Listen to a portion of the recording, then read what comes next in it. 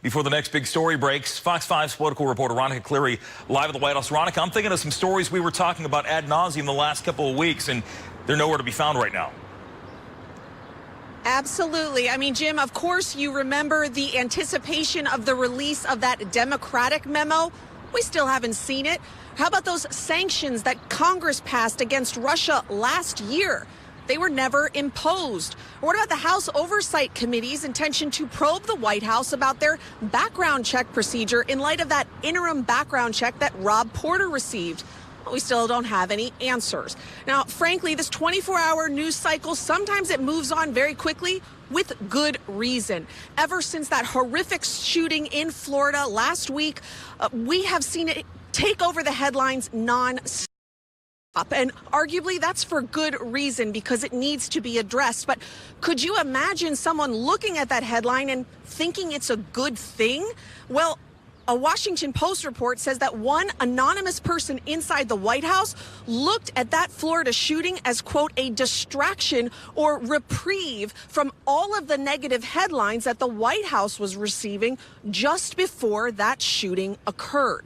Well, I spoke with two communications experts about how this news cycle affects not just politicians, but citizens and the issues at large. Take a listen.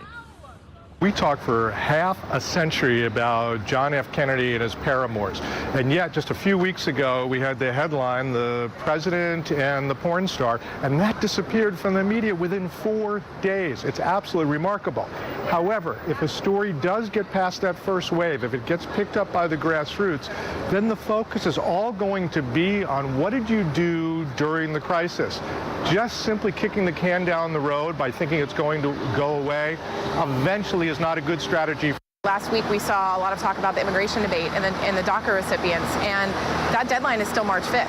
And all of a sudden now we're not talking about it in the news, and yet that is very much still an urgent need for the DACA population. So that's kind of a different example, whereas I would say there was a lot of news about it last week, Congress failed to act on it, and yet the problem still persists.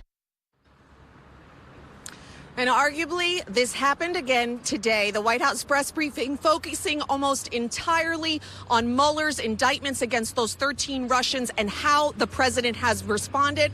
But at the same time, the news broke that the president is ordering the DOJ to ban bump stocks.